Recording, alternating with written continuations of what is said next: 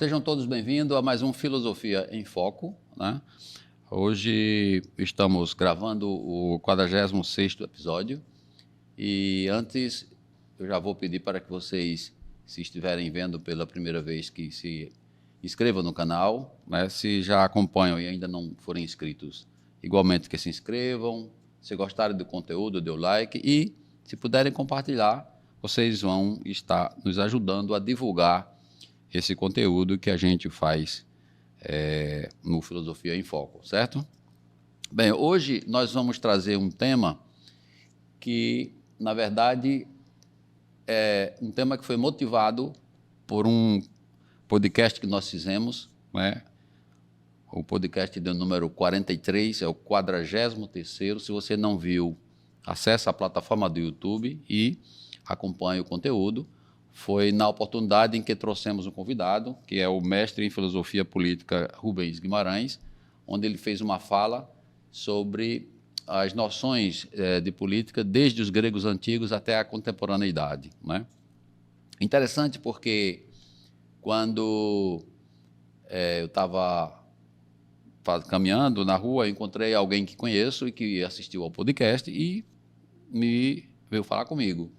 E aí ele disse, eu ouvi o podcast, tal, mas eu não me considero um ser político, né?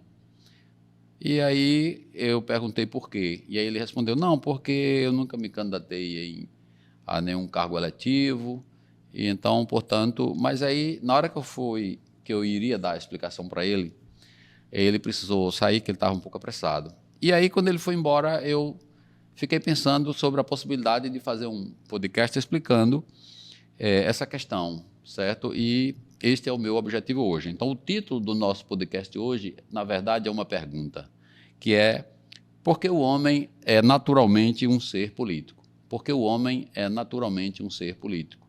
Então, esse é o título do nosso podcast de hoje, que eu vou me esforçar para, até o final deste episódio, eu possa dar uma resposta satisfatória para essa pergunta, certo? Então, na verdade, quando eu fiz a pergunta para ele, disse, não, é porque eu não exerci nenhum cargo político, nunca me candidatei a nenhum cargo eletivo, mas, na verdade, o ser político ele está muito além dessa questão. Claro que você ser um vereador, um prefeito, um governador, enfim, qualquer um cargo eletivo é um ato político, não tenha dúvida sobre isso, né? Mas que a política, o conceito de política, do que é político, não se resume a isso, né? Na verdade, o homem ele é um ser político antes mesmo de que ele seja um vereador, um prefeito ou um governador de estado, né? Ou qualquer um outro cargo eletivo, porque é da natureza dele ser um ser político, certo? Então, essa é a questão que eu vou trazer hoje neste podcast. Eu vou começar trazendo aqui uma perspectiva de Aristóteles, certo? Na sua política. Também contribuição um pouco de Platão e trago também a contribuição de um pensador da modernidade, né? David Hume, com este livro Tratado da Natureza Humana. Então, a gente vai fazer aqui um apanhado de alguns conceitos que esses três pensadores fizeram sobre o tema que eu vou trazer hoje para vocês. Então, eu vou começar aqui com o Aristóteles, né?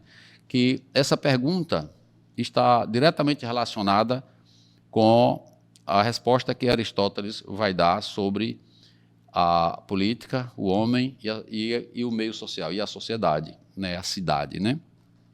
Ele vai dizer que tem uma expressão em grego que ele utiliza, que é o zoon politikon. A tradução desta expressão grega, a gente pode traduzir como o homem é um ser político, é um animal político. O homem é um animal político, mas também pode ser traduzido como o homem é um animal social, certo? Então, por que o homem é um animal político? Naturalmente um animal político, naturalmente um animal social. Porque ele tem na sua própria condição de ser, né, uma dificuldade muito grande de conviver sozinho, né? Ele não se realiza plenamente convivendo sozinho. Ele tem muitas dificuldades de realizar todas aquelas tarefas que precisam ser realizadas durante a vida, ainda mais considerando digamos assim, as precariedades ou as carências, as necessidades que ele tem em relação a outros animais, né? Então, isso faz com que ele seja um ser que necessita da convivência em sociedade, necessita da cidade, da polis, ou cidade-estado, como se chamava antigamente na Grécia, né? Hoje a gente fala conceito de cidade, grandes cidades, né, como a gente conhece, mas na época eram cidades pequenas, chamada de cidade-estado, né, e ou polis, né, na verdade, certo? Então, era muito comum, né, que naquela época os filósofos compartilhassem desse pensamento. Inclusive o próprio Platão, ele também comungava dessa ideia de que o homem ele tem essa essência social, né? Ele precisa dessa convivência, né, para poder realizar maiores coisas, né, porque é muito limitado a sua realização quando é particular, quando é privada, quando ele está sozinho, certo? Essa afirmação implica o fato de que o homem tem essa necessidade essencial, né, de viver em comunidade. E aí sim eu vou trazer uma contribuição de David Hume, nesse livro que é o Tratado da Natureza Humana, é a principal obra, né, deste pensador, e ele aqui apresenta 3 livros em um, né? No primeiro livro ele vai tentar demonstrar o que é o entendimento humano, como é que a gente consegue aprender e entender as coisas. No segundo, ele vai tratar sobre as questões das paixões, né? O que são as paixões, certo? E no terceiro livro, que é exatamente o objeto do texto que eu trago para cá, para contribuir com a minha fala, que é sobre a moral, certo? Então ele vai dizer, né, no livro 3 do Tratado da Natureza Humana, que na hora que ele vai se dedicar a explicar o porquê da justiça ser uma virtude não natural, né? Então, ele começa essa explicação tomando como base a precariedade do homem na natureza, né, comparando o homem com outros animais no estado de natureza, né? Então, ele vai dizer que de todos os animais, né, que povoam o planeta, né, o planeta Terra, né, parece que o homem é aquele cuja natureza foi mais cruel com ele, se comparada com outros animais, na medida em que dá para uns necessidades e condições para a satisfação dessas necessidades, e que para o homem deu necessidades e não deu condições naturais para que ele pudesse superar essas dificuldades ou essas necessidades, essas carências, né? Então, ele vai dizer que, devido às inúmeras carências e necessidades com que a natureza cobriu, né, e os escassos meios que ele forneceu para aliviar essas necessidades, entre outras criaturas, essa questão é o que é mais crucial, né? E aí ele faz uma comparação do homem com, por exemplo, o leão, né? E depois com um outro animal, um carneiro ou um boi, né? Na comparação com o leão, ele vai dizer que o animal ele é voraz, tem um apetite muito grande, é carnívoro, mas em contrapartida ele tem muita coragem, ele tem garras, ele tem velocidade, ele tem força, e no conjunto a natureza dotou ele de todas aquelas habilidades para suprir essas necessidades que ele tem, certo? Quando ele compara, por exemplo, faz a comparação com o boi ou a ovelha, ela vai dizer que a ovelha também tem as suas necessidades, mas os seus apetites são menores, de maneira que ela pode se alimentar. A comida é fácil, né, porque está ali no pasto, e não precisa muito esforço, e de maneira que há um equilíbrio entre aquela necessidade e a condição que a própria natureza deu para ela, para eles, né, no caso para o boi, para a ovelha, para se satisfazer, não é? E se comparado com o homem, vamos perceber que o homem é, entre essas criaturas, a mais frágil, né? Porque apresenta-se primeiro com a necessidade, né, de se abrigar, de se proteger, de se vestir para se proteger das intempéries da natureza. No seu estado de natureza, ele não tem condições de enfrentar nenhum outro animal, porque ele não tem arma nenhuma natural com ele, como tem o leão e outros animais. Então, tudo que o homem vai fazer de maneira individual, de certa maneira, é limitada, porque ele não pode avançar muito, né, na condição de estar estando sozinho, né? Ele precisa de se unir a outros de sua espécie para poder avançar na condição de realizar feitos maiores, de realizar grandes coisas, certo? Então, só que essa necessidade que o homem, essa carência que o homem tem de realizar, satisfazer essas necessidades, né? Na verdade, ela só pode ser atendida através da sociedade, ou seja, primeiro ele vai se associar a outros da sua espécie, né? E com essa associação a outros de sua espécie, ele vai compor uma comunidade, e essa comunidade vai se estabelecer em uma determinada área, né, delimitada, geográfica, e ali se funda uma comunidade que depois pode ser uma vila, uma aldeia, uma cidade, né?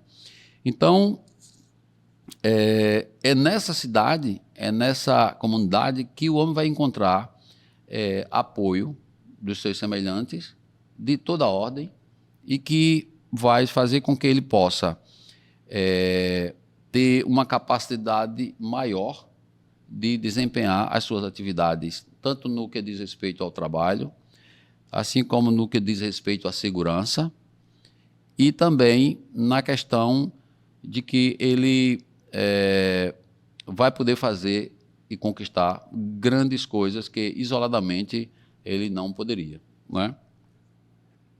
Então, somente pela sociedade ele é capaz de suprir suas deficiências, diz David Hume, igualando-se às demais criaturas e ainda, em alguns casos, podendo até superá-las, não é?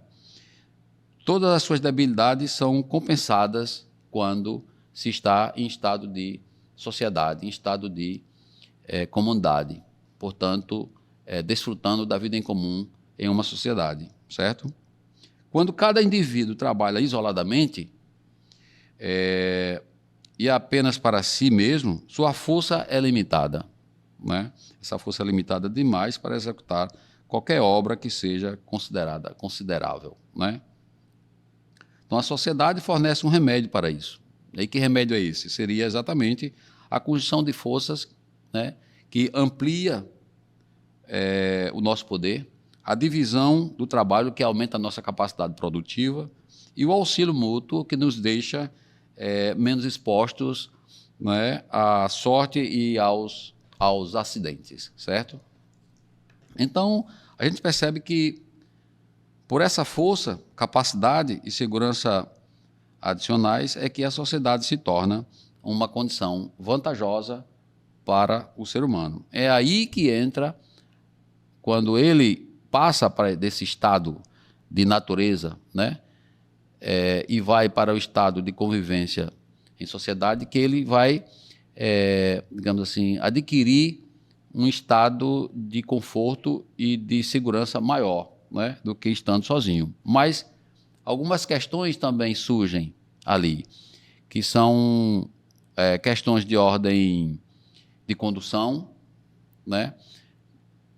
Condução individual, que aí trazendo agora Aristóteles de volta, a condução de ordem individual, que seria através da ética, e a condução de ordem coletiva, que seria através da política. Então, a política seria aquilo que dá as condições de condução para que a sociedade possa promover as ações para o bem comum de sua comunidade, ou seja, daqueles seres que formam essa sociedade.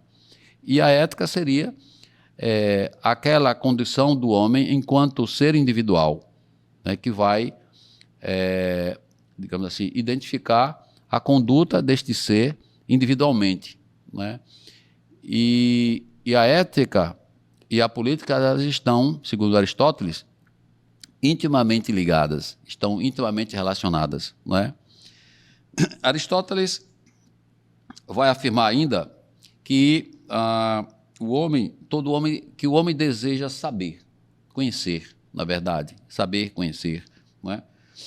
E que para isso ele questiona-se frequentemente sobre as coisas, tentando entendê-la, tentando compreendê-la, e que nesse buscar, né, das respostas para esse conhecimento, ele termina ampliando muito o conhecimento que adquire, de maneira que ele resolve classificar, não é, ou dividir, não é, o conhecimento em áreas, de acordo com cada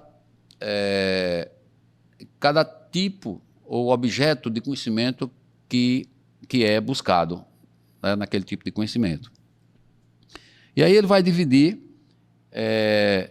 em três áreas de conhecimento, ou três ciências. Aqui eu já quero deixar claro que ciência aqui não tem exatamente o mesmo significado do termo ciência que nós conhecemos hoje na contemporaneidade, porque esse termo ciência só surge na modernidade, né? Então, a ciência que eu digo como, digamos assim, como matéria individualizada, como matéria, digamos assim, separada, né? Como a biologia, como a química, como a física, o direito, a sociologia, né? Então, esse tipo de ciência particular, que a gente chama, ela não surgia, não existia, melhor dizendo, não existia na época, né? Então, o conceito de ciência aqui está mais ligado à episteme, né, que em grego que significa conhecimento, portanto, um tipo de epistemologia, mais a um tipo de epistemologia, um tipo de episteme, do que propriamente esse conceito de ciência que a gente entende hoje, certo? Então, ele resolve dividir, né, esse conhecimento em três tipos de ciências, que seria a primeira, seria as ciências teoréticas ou teóricas, que, na visão de Aristóteles, seriam aquelas que estão no mais alto nível, né, de importância, né, porque elas tratam de coisas que são verdadeiras em si mesmas. E aí ele enquadra nesta categoria a física, a metafísica e a matemática. Depois ele vai trazer uma outra classificação, que são as ciências práticas, ou a praxis. E aí sim ele vai dizer que esse conjunto de conhecimento vai estar diretamente relacionado com a condução do homem, né, com o seu fazer diário, né, com a sua prática. E, nesse sentido, ele vai classificar a ciência prática, ou a filosofia prática, em dois ramos, que seria a ética e a política, né? A ética, como eu já falei antes, já antecipei, como aquele buscar de uma condução moral, né? De condução para o bem, né? Do bem agir, do correto agir individual, e a política na condução do bem agir enquanto o coletivo, ou seja, a política é o agir para o coletivo, para que o resultado seja que as pessoas que pertencem àquela sociedade possam se sentir mais felizes, de acordo com essa postura do gestor da cidade, da polis, no caso, né? E, por fim, a terceira categoria, que são as ciências poéticas ou as ciências produtivas, que, segundo Aristóteles, são aquelas que investigam como elaborar as coisas, né, para que sejam úteis ou belas, ou úteis e ou belas, certo? E que as diferentes técnicas e a arte, elas, na verdade, fazem parte desse tipo de ciência, né? Então, na verdade, Aristóteles traz a pergunta que é: como pode o homem conseguir viver melhor? Essa é uma questão que ele traz na sua política, na sua filosofia prática, né? Como é que o homem pode viver melhor? Primeiro, nessa perspectiva de que ele age como ser individual e, portanto, ele age eticamente, né, dentro de um padrão do bem, da boa conduta. E segundo, que ele age na política como um agir coletivo, né, como disse. E que esse agir coletivo ele está diretamente interligado com o agir individual, né? E não é à toa que é como se Aristóteles dissesse que a política para Aristóteles seria uma política muito ética. E a ética seria, digamos assim, a política é muito ética e a ética é muito política. Ou seja, com essa frase, acredito que eu consiga dizer que, para Aristóteles, a ética e a política estão intimamente ligadas. Há uma interdisciplinaridade muito grande entre essas duas formas de condução, uma individual e a outra coletiva. Para ele, uma não deveria dissociar da outra, não é? Infelizmente, nem sempre é assim que a gente percebe a política em nossos dias, mas pelo menos deveria ser assim, na visão de Aristóteles, certo? E a questão da cidade, a gente sabe que, à medida que o homem percebe que ele sozinho não avança para que ele possa realizar grandes feitos e possa ter uma maior segurança, então ele percebe que se aglomerando, se unindo a outros da mesma espécie, ele vai conseguir isso. E aí a tendência é que ele vai juntando com outros de sua espécie, vai formando em uma determinada região geográfica uma comunidade. E dessa comunidade, a cidade, né? E então, qual é o papel que tem essa cidade? Qual a importância dessa cidade?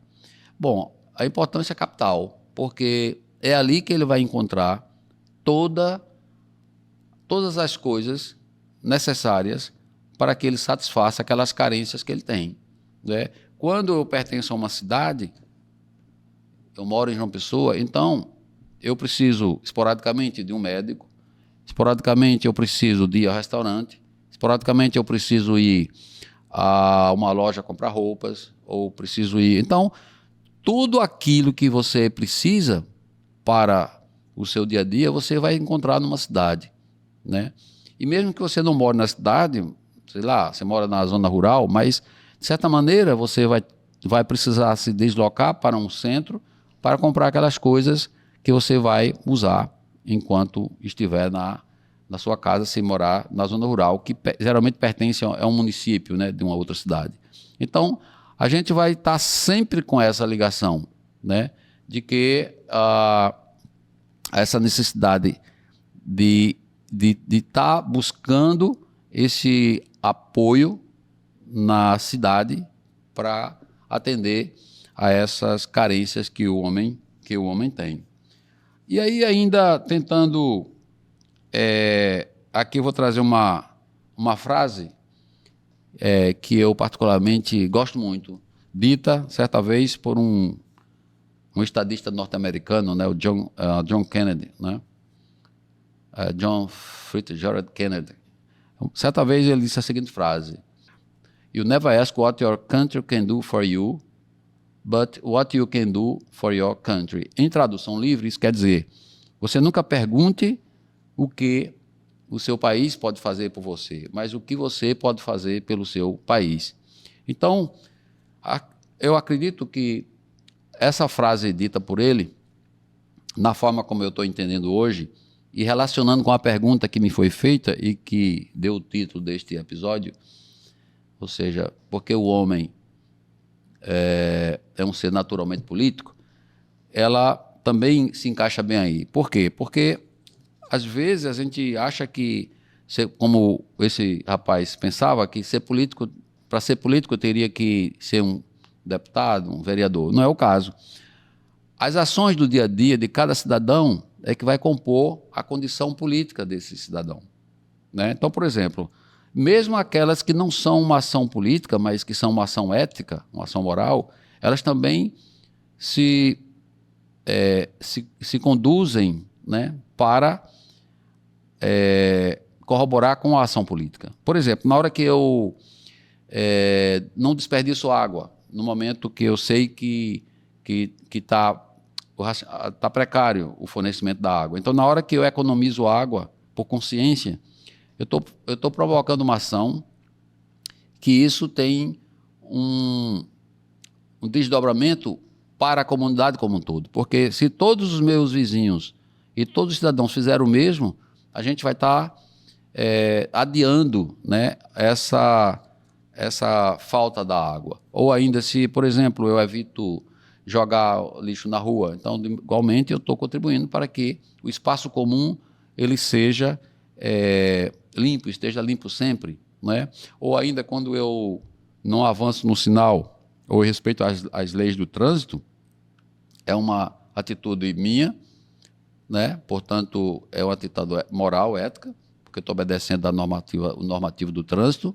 a normatização do trânsito, mas também tem uma ação ali que corrobora com a ação coletiva, portanto, a ação política, que é no sentido de que na medida que eu não avanço o sinal, eu não corro o risco de atropelar alguém, de bater em alguém, e com isso a gente vem a ter mais despesa para os cofres públicos com saúde, tratamento, etc. Então, a gente percebe que há essa ligação, né? Conforme disse Aristóteles, né?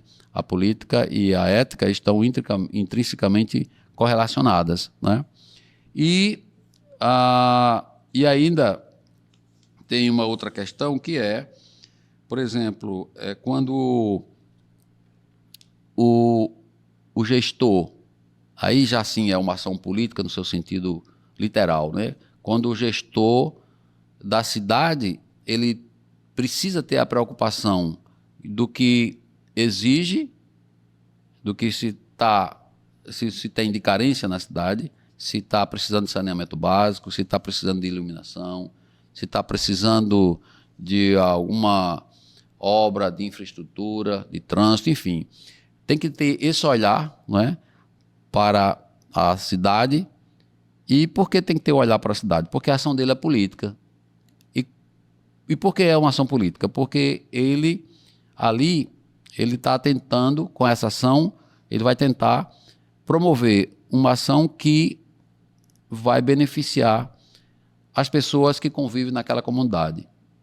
E trazendo esse benefício para as pessoas que convivem na comunidade, com certeza vai estar trazendo mais qualidade de vida, vai estar trazendo mais condições de deslocamento, mais condições de higiene, mais condições em todos os sentidos que você possa imaginar. Então, a ação política do gestor e a ação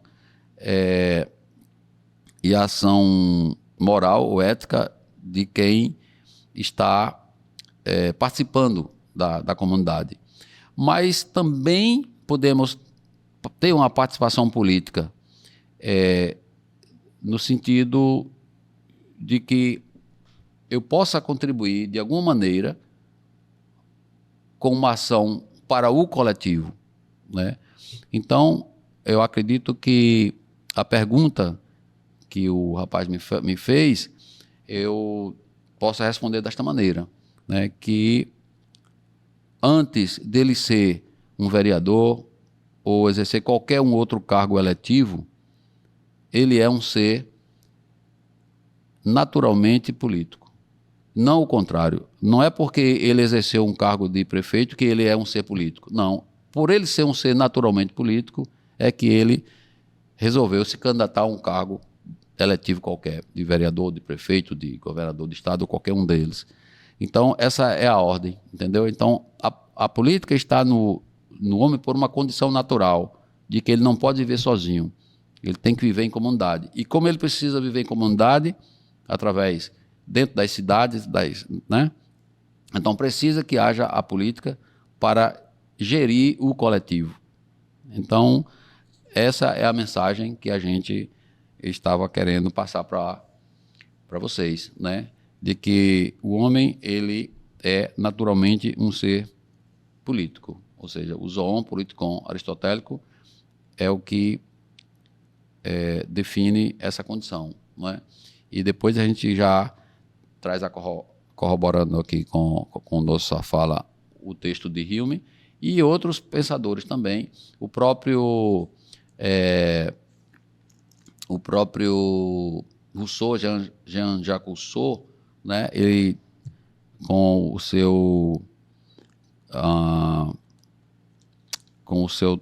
sua obra que vai exatamente trazer uma contribuição para que a sociedade possa conviver melhor, né?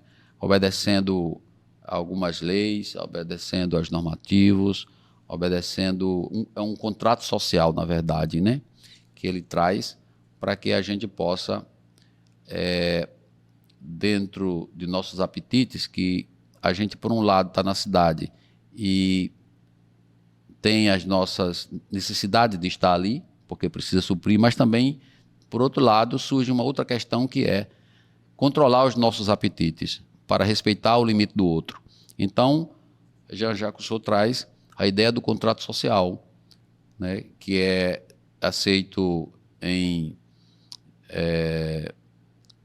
por todos, né, numa assembleia, né, e a gente compra a ideia de que eu preciso respeitar o direito do outro na medida que ele respeita o meu direito, né, e aí a gente vive pacificamente. E quando foge, né, quando se sai desta linha de raciocínio, então existe uma justiça, a lei, que vai exatamente apurar e punir quem é o infrator dessa lei. Mas aí é uma outra questão que a gente não vai trazer aqui, certo? Então, eu vou ficando por aqui, espero que vocês tenham gostado e que eu tenha respondido a pergunta do meu amigo, certo? E até a próxima. E é isso aí. Um grande abraço a todos.